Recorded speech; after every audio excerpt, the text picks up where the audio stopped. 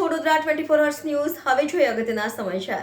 આવતીકાલે ગુજરાત પોલીસ ભરતી બોર્ડ ગાંધીનગર દ્વારા લેવાનારી બિન હથિયારી પોલીસ સબ ઇન્સ્પેક્ટરની લેખિત પરીક્ષા શહેરના વિવિધ પરીક્ષા કેન્દ્રો પર યોજાશે।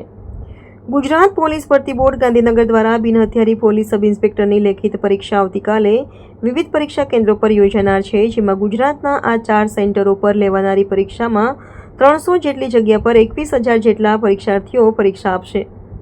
વડોદરા ખાતે 70 જેટલા સેન્ટરો પર પરીક્ષા યોજાશે। પરીક્ષાઓને રેલવે સ્ટેશન, એસટી ડેપોથી સેન્ટર સુધી આવવા જવા માટે કોઈપણ પ્રકારની મુશ્કેલી ન થાય તે માટે વડોદરા શહેર પશ્ચિમ ઝોન ટ્રાફિકના એસડીડીએમ વ્યાસ રિક્ષા પ્રતિનિધિઓ સાથે ચર્ચા કરવામાં આવી હતી। પોલીસ સબ ઇન્સ્પેક્ટરની લેખિત પરીક્ષા માટે પરીક્ષાર્થીઓને પરીક્ષા કેન્દ્ર પર આવવા જવા માટે 50 જેટલી ઓટો રિક્ષા સ્ટેન્ડ બાય રાખવામાં આવી છે। આવતીકાલે યોજાનારી પોલીસ સબ ઇન્સ્પેક્ટરની લેખિત પરીક્ષા સંદર્ભે વડોદરા શહેર પશ્ચિમ ઝોન ટ્રાફિક એસીપી ડીએમ વ્યાસે વિસ્તૃત માહિતી આપી હતી। આવતીકાલે 13 તારીખે પોલીસ ભરતી બોર્ડ દ્વારા 300 પીએસઆઈની જે ભરતી છે એ પીએસઆઈની ભરતીની કાલે પરીક્ષા છે અને એ લગભગ 21,000 જેટલા પરીક્ષાર્થીઓ વડોદરા સેન્ટરની જે 70 કેન્દ્રો છે એની પરીક્ષા આપવા આવનાર છે। પરીક્ષા ક્યાંથી શરૂ થશે, કેટલા વાગે અને એ લોકોને કેન્દ્ર પર કેટલા વાગે પહોંચવાનું?